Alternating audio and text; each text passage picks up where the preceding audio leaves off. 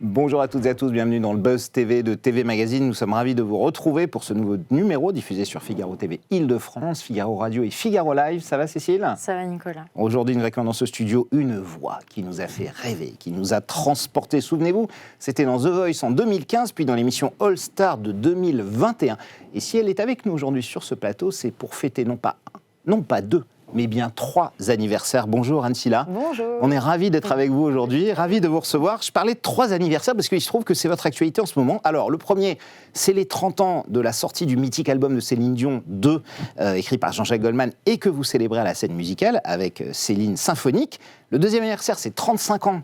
C'est l'anniversaire des Enfoirés, du concert des Enfoirés, que vous fêtez aussi cette année, vendredi en même temps.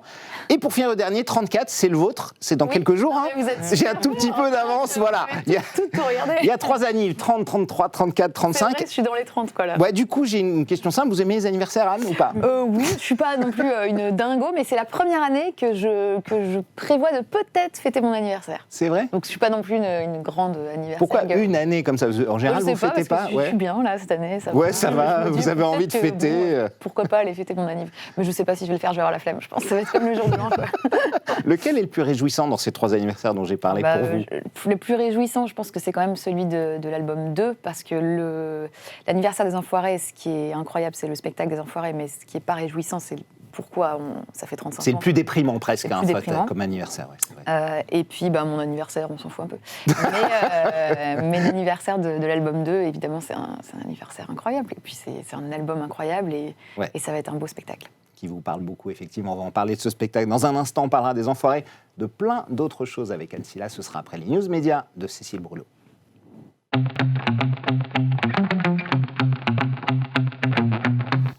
Cécile, on démarre tout de suite par un détail qui a fait tiquer Juliette Binoche. C'était hier dans C'est à vous sur France 5. Exactement, donc l'actrice était venue présenter la série The New Look sur Apple TV+, dont elle tient le rôle principal de Coco Chanel.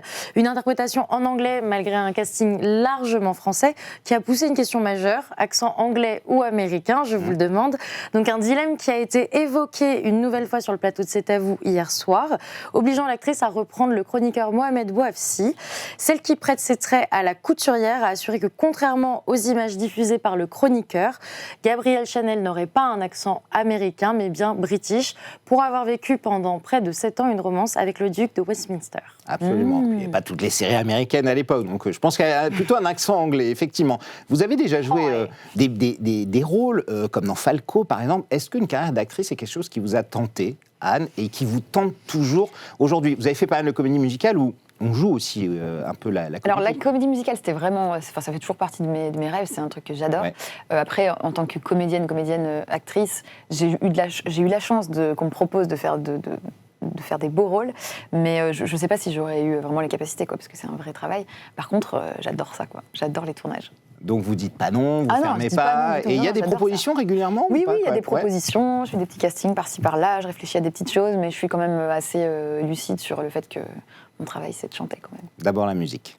On continue ces news médias avec le retour imminent d'un programme qu'on adore ici, le programme de romance culte de M6. Donc il y a de l'amour dans l'air, ou peut-être pas. Là est tout le concept de Marié au premier regard qui revient pour sa 8e saison le 18 mars prochain sur M6. Pour rappel, l'émission de romance se fait rencontrer 2 potentielles âmes sœurs le jour de leur mariage. Donc chacun a le droit de dire oui ou non, bien sûr. Ils peuvent dire non. Si les 2 se lancent, s'ensuit alors une cérémonie, une lune de miel, un emménagement et un vrai contrat d'union reconnu par l'État. En somme, un chemin vers les noces de coton sans se connaître. L'année dernière, sur les 7 couples formés, aucun n'a tenu. Absolument. Il n'y en a pas eu beaucoup dans cette émission. Je crois qu'il y a eu un bébé et 2-3 couples à peine. Vous êtes très discrète sur votre vie privée. On le sait, vous n'en parlez pas beaucoup. Ma vie privée est très discrète aussi. C'est vrai. Mais le mariage, la famille, tout ça, c'est quelque chose auquel vous pensez un peu, Anne, ou pas? Oui, c'est pas dans votre tête? C'est des choses auxquelles je pense. Mariage, pas vraiment. Avoir des enfants, oui, pourquoi pas. Ouais. J'y pense, mais c'est vrai que avec le travail que je fais, j'ai l'impression que c'est un projet à part entière, comme décider de sortir un album et de faire une tournée, quoi. Bon, évidemment, avoir un enfant, c'est un petit peu plus important. Mais disons que c'est tellement... je pense que ça doit être un petit peu prenant. Donc... Mais vous assumez ça, de ne pas avoir de vie privée, en disant, bon, j'ai pas de vie privée, j'ai pas de vie... j'ai une vie privée, il n'y a pas de Si, quand même, d'accord. Oui, j'ai une vie privée, mais c'est vrai que j'assume le fait de me dire que mon travail, pour l'instant, passe un petit peu avant. Avant, d'accord. Chaque chose viendra en son temps. Vous verrez. On termine le chiffre du jour, c'est 3,9 aujourd'hui. Exactement. Donc pour le 3e épisode de Koh-Lanta, les chasseurs d'immunité, 3,9 millions de téléspectateurs au rendez-vous, ce qui représente 18,8% de part d'audience pour le jeu d'aventure de TF1 qui s'est hissé mardi soir en tête des audiences devant la série policière Les Pénacs sur France 3 et Femmes de la Terre sur France 2. Un joli score en hausse pour la 25e saison du programme présenté par Denis Brognard. 25 saisons de Koh-Lanta au total, 29 je crois si on compte les spéciales. The Voice, on en est à 13. Star Academy, on est à 12e puisqu'elle a repris. Est-ce que vous pensez que ce genre de programme, ça peut durer éternellement, Anne? Alors ça baisse régulièrement, évidemment, avec l'audience de la télé, même s'il y a beaucoup de replays aussi, mais vous pensez que ça... Mais je pense que ça peut durer parce que c'est vraiment des programmes qui plaisent, quoi. C'est vrai que ça nous détend, ça détend un petit peu tout le monde. Bon, moi, je regarde pas vraiment les concours de chant, je reconnais. The Voice, vous regardez pas, par exemple? Bah là, vous l'avez fait 2 fois, quand même. Ça m'a un peu traumatisée. Donc, je vais pas allumer ce truc-là. Mais par contre, j'ai conscience quand même que ça plaît à énormément de monde, quoi. Puis il y a plein de gens autour de moi qui regardent. Et vous regardez? Vous entendez par traumatisé? Non, dans le sens, ça m'a. J'ai peur pour les gens, j'ai peur pour les candidats, j'ai peur pour les jurys. Enfin bon, bref, je suis toujours. D'accord. The Voice, en fait, je suis à fond, quoi. Vous voyez quelqu'un qui chante, qui vous plaît, et aucun coach se retourne, vous avez mal pour lui, c'est ça, à travers la télé? Ça me fait de la peine, quoi. Et en même temps, c'est une émission que je trouve géniale, dans le sens où elle est hyper bienveillante. Donc on peut se permettre, on peut se permettre de la regarder.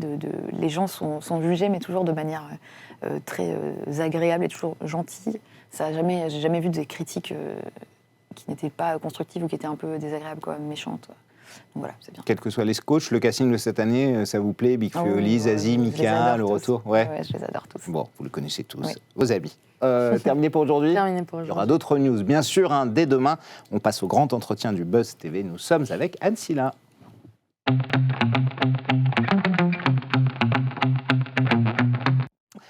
Anne, votre double actualité tourne autour de ces 2 anniversaires. J'en ai parlé, qui tombent d'ailleurs ce week-end en même temps. Alors d'abord, on va évoquer ce qui concerne la télévision, c'est-à-dire le grand concert des Enfoirés. Ce sera vendredi soir en prime time sur TF1.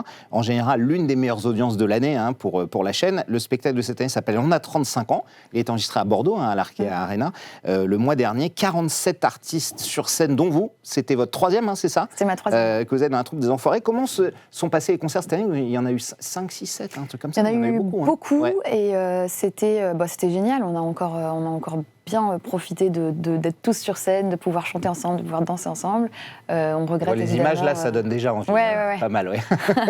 On regrette évidemment de devoir encore avoir recours à ce genre de choses pour. Ça veut dire que les gens ont encore besoin, effectivement. Ouais, pour soutenir les gens. Mais par contre, c'est un spectacle qui est vraiment incroyable et la manière dont il se prépare, enfin, c'est dingue, quoi. C'est-à-dire que je pense que c'est vraiment, pour le coup, je pense que c'est vraiment unique au monde, et je dis pas ça pour défendre ça, mais je pense que c'est incroyable de créer un spectacle aussi beau, aussi varié, avec autant d'artistes, autant de personnalités, autant de costumes, autant de mise en scène. Enfin, c'est incroyable, les gens qui bossent sur ce truc, c'est incroyable. Et alors, comment vous vous sentez au sein de la troupe, puisque ça fait votre 3e année? Est-ce que vous commencez à prendre vos marques? Et avec qui vous avez le plus d'affinités aussi? Bah oui, moi je suis très heureuse dans cette troupe, avec qui j'ai des affinités cette année, avec qui j'ai bien rigolé. Vous en connaissiez quand même pas mal? Ouais, j'en connais pas mal.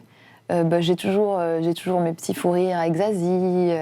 Là, j'ai eu pas mal de bons moments avec Santa aussi, qui était là cette année. Et une des nouvelles de cette année, avec Icar. Il y avait Icar, Slimane, Claudio. Bon, on rigole. On est quand même tous bien amis. Et il y en a que vous avez découvert qui ont été des vraies surprises pour vous, que vous ne connaissiez pas du tout, par exemple. Philippe Lachaud, vous connaissez l'amant de Fifi? Alors, c'est vrai que Philippe, je ne le connaissais pas avant de faire Les Enfoirés. Mais par contre, qu'est-ce qu'il est drôle. Ah oui, c'est vrai que c'est... Ouais. Il y a des gens, c'est vrai qu'on les découvre, mais je pense qu'en fait, ce qui est drôle, c'est presque de ne pas se connaître avant de se voir, quoi. Parce que, Les Enfoirés, on connaît quand même la plupart des gens. Mais... Mais alors le chant, aucun doute là-dessus pour vous, mais comment ça s'est passé quand vous disiez, par exemple pour Philippe Lachaud, qui était très drôle, pour vous les scènes comiques, les petits sketchs, comment vous êtes senti dans... J'en ai pas fait cette année, je crois, il me semble. Il me semble que j'en ai pas fait. J'en ai fait les années d'avant. C'est vrai que c'était assez drôle. Mais là, ce qui nous faisait rire, par exemple, cette année, c'est de devoir danser. On a des chorégraphies, on doit préparer ça en 3 jours. Donc, évidemment, tout le monde se plante. Oui, c'est un peu n'importe quoi. Sur scène, c'est ce qu'on aime dans cette émission. On était avec Shaim, on stressait, on préparait les chorés. On avait super peur de se planter. Enfin, c'est hyper drôle, quoi. Et déguisements ridicules, c'est bien, c'est facile. On oublie son ego dans ces... Patrick Bruel, sur ce plateau, me disait « Je m'en fous, on peut me déguiser en n'importe quoi. Oui. Pour les enfoirés, je le fais. » Bah oui, et puis c'est... En fait... plus c'est extravagant, plus c'est drôle pour les gens, et plus nous, ça nous fait plaisir, parce que les gens, ils sont hyper heureux de voir ça, quoi. Ouais. Là, il y avait Patrick Bruel en Roi Soleil, on a bien rigolé. Ouais, c'est pas mal. On oublie son ego dans ces cas-là. Cette année, c'est les 35 ans du spectacle, hein, on l'a dit. Anne, le premier a eu lieu le 13 novembre 89, c'était au Zénith de Paris. C'était diffusé sur Canal+, à l'époque, en clair. En janvier 90, c'était 2 mois avant votre naissance, je crois. Les Enfoirés, ils ont votre âge, c'est un peu un signe du destin aussi. Vous avez le même âge que le premier concert, quasiment. C'est dingue, ouais. À 2 mois près. Je pensais pas que c'était janvier 90. Janvier 90, la première diff, exactement. Wow. Ah oui, c'est vrai. Bah, c'est peut-être pour ça qu'après je suis née. Je me suis dit, vite, il faut y aller. Il y avait que 5 artistes sur scène à l'époque. Alors c'était Jean-Jacques Goldman, Johnny Hallyday, Eddie Mitchell, Michel Sardou et Véronique Sanson. 5 gros calibres, effectivement. Wow. Certaines ne viennent plus, certaines ne veulent plus venir, comme Renaud, Eddie Mitchell, Stromae ou Gims, qui ont critiqué notamment l'émission. Vous le déplorez, vous comprenez qu'on puisse critiquer cette émission. Renaud et Eddie Mitchell l'ont fait pendant longtemps, hein, mais... Critiquer dans quel sens ? Parce qu'ils veulent plus revenir. Oui, ils disent que c'est du spectacle, que maintenant on fait venir des gens de n'importe qui, des acteurs, des footballeurs, des partout, et que ça n'a plus rien à voir avec l'origine de ce que Moi, j'ai l'impression que quand même les Enfoirés, le but de cette action, quoi, c'est quand même de soulever des fonds et de faire venir des gens à un spectacle et de proposer quelque chose qui fasse que on récupère de l'argent pour les Restos du Cœur. Donc, à mon avis, c'est quand même dommage de critiquer cette cause-là, quoi. Mais bon. C'est pas l'artistique qui doit passer au premier plan pour vous dans Les Enfoirés, ce qui est un peu le reproche que font Renaud, Eddie Mitchell ou Gims, par exemple. Pour moi, le côté artistique qu'on ne peut pas reprocher aux Enfoirés, c'est qu'il n'y a rien de plus dingue que de mettre Patrick Bruel en Roi Soleil. En fait, pour moi, c'est l'inverse. C'est-à-dire que artistiquement, je trouve ça dingue de pouvoir réunir tout le monde, qu'on soit là, qu'on soit OK pour faire tout ce qu'on nous demande. On danse, on chante, on joue la comédie, on est disponible pendant 1 semaine. Tout le monde se focus sur le show. Je trouve que justement, c'est là que je vois l'art, moi, personnellement. Mais après, je peux comprendre qu'on voit différemment, mais je trouve ça dommage de critiquer ce genre de spectacle. On va évoquer votre autre actualité. Donc, c'est le double concert de vendredi et samedi à la scène musicale Céline Symphonique pour fêter les 30 ans de la sortie de l'album 2. Le Live Symphonique Orchestre revisite les grandes chansons de Céline Dion. Comment ce projet vous a-t-il été présenté ? En fait, ce projet, il a été créé d'abord au Canada.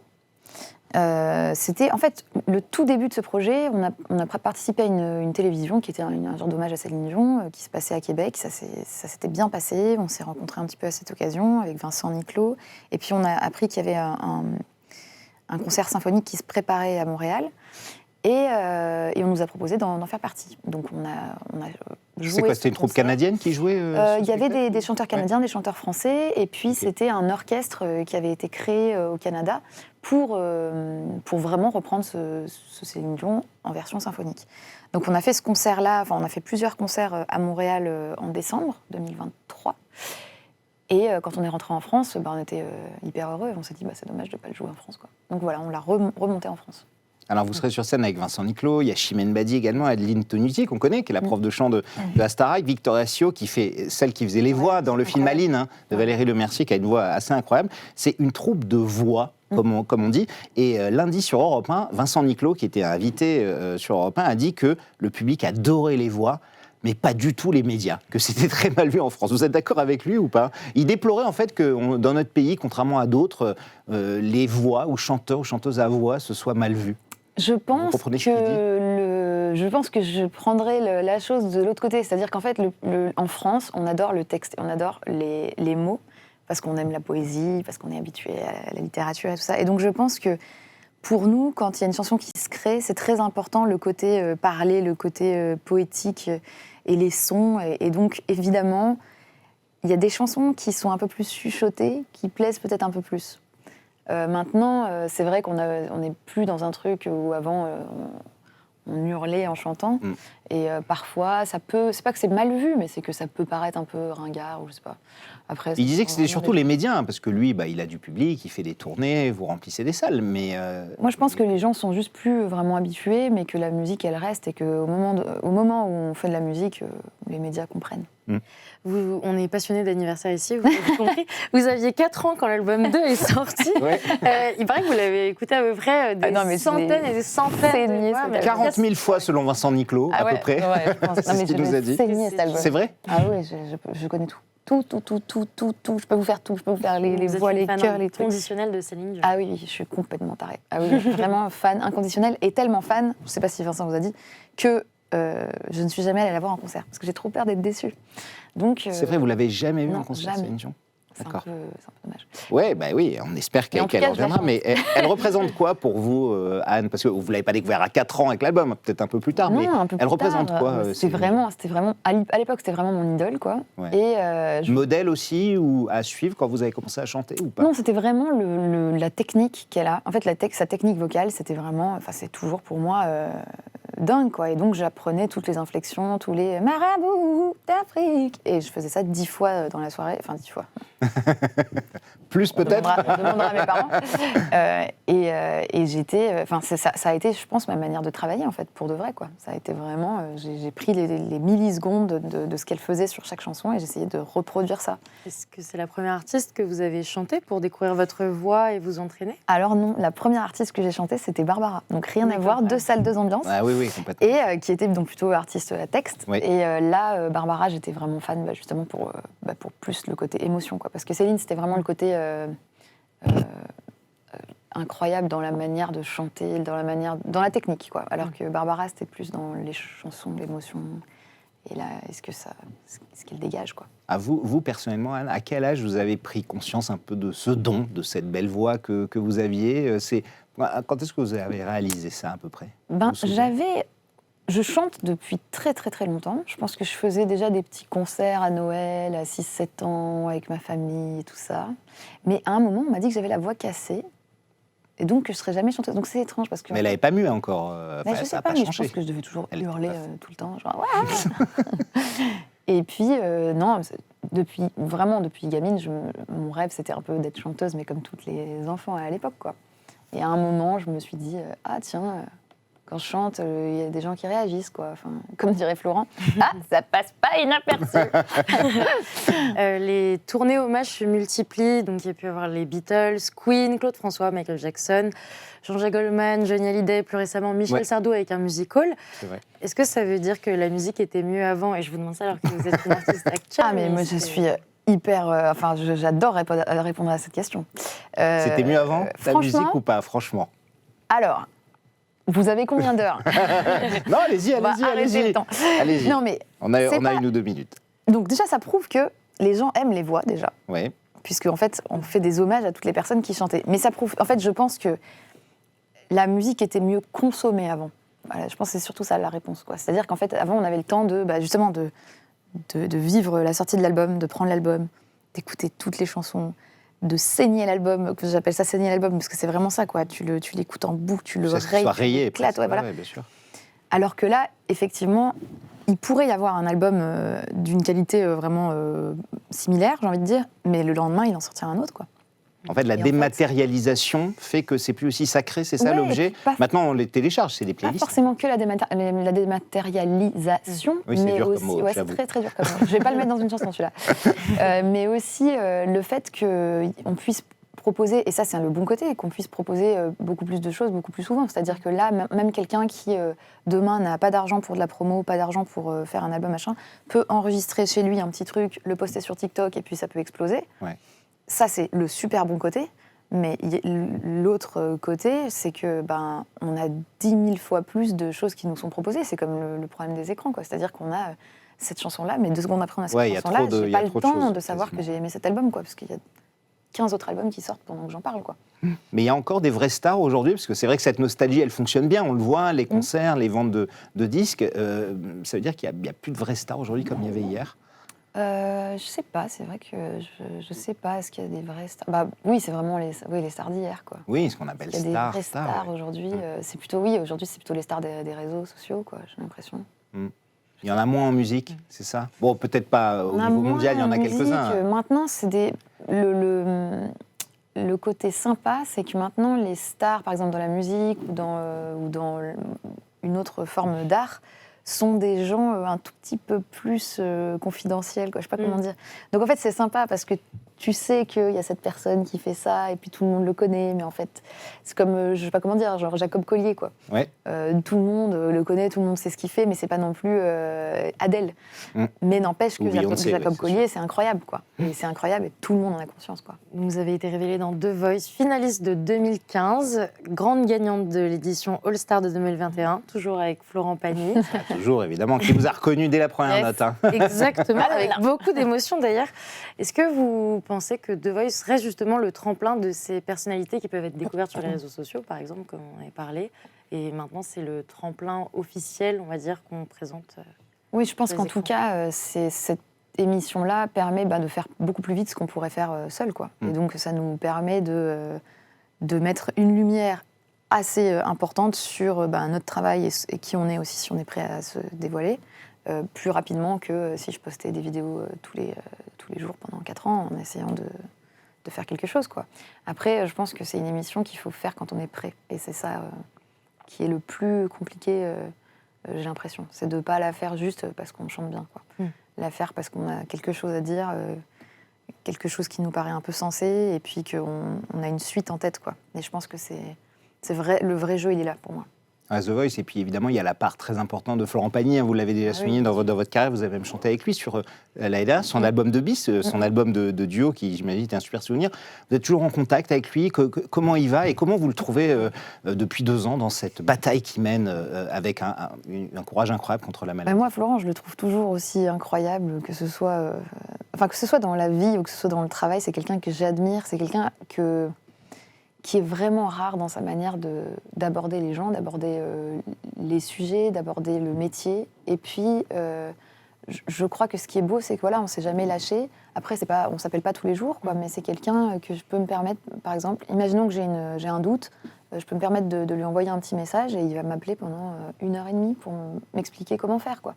Donc ça, là, vous lui avez parlé pendant sa maladie, vous l'avez soutenu, vous l'avez un peu? Oui, bien sûr. On s'est envoyé des messages, on s'est appelé, je lui envoie des petites blagues par-ci, des petites blagues par-là, quand je travaille avec des gens qu'il connaît, on lui envoie des petites vidéos. Il a le moral, ça va? Ouais. C'est Florent, quoi. Il est super fort, et puis il est surtout hyper bien entouré. Voilà, il part des gens qui sont à son image, quoi, par sa femme, par ses enfants, par toute la famille autour, et je pense que c'est pour ça aussi qu'il a autant de force, quoi. C'est qu'il est entouré par les bonnes personnes, quoi.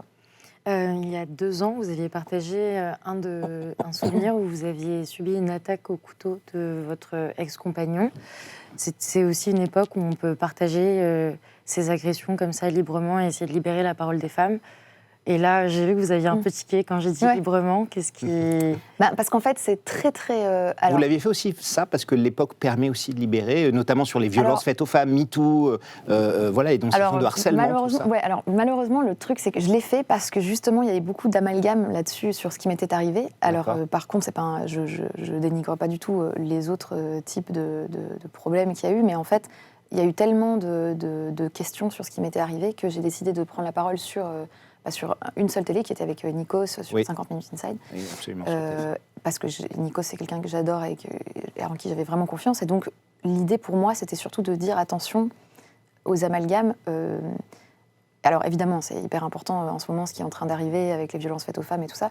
Moi, on est sur une histoire qui n'est pas du tout similaire, qui est en fait une histoire de maladie mentale, de bouffée délirante, de schizophrénie. Et donc, je fais dont souffrait votre ex-compagnon, ce que vous aviez raconté. Mon ex-compagnon. Et donc, je fais très attention parce que j'essaye de me placer, en tout cas, au bon endroit, pour ne pas parler au nom des gens dont j'ai pas vécu les mêmes choses, quoi. Enfin, je sais pas comment, je me suis mal exprimée, mais bon, oui, de femmes qui vivent les mêmes choses que vous, ou de victimes de féminicide. Pour parler, par contre, au nom des gens qui se battent et qui connaissent un petit peu les maladies mentales et qui découvrent ça aussi, quoi. Donc voilà, c'était un petit peu ça le truc. Important de le faire. Et cathartique, j'imagine, oui, aussi. Merci beaucoup Anne, on passe à notre dernière rubrique, au suivant.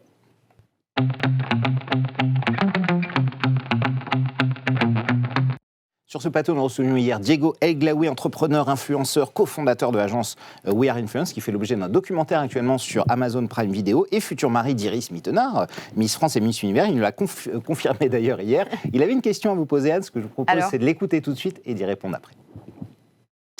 Anne Silla, déjà avant tout, félicitations pour votre carrière. C'est vrai que j'ai une petite question parce que moi, dans la vie du quotidien, quand on me traite d'enfoiré, je le prends pas super bien. Je voulais savoir, qu'est-ce que ça fait aujourd'hui de se faire traiter d'enfoiré dans votre cas? J'adore cette question.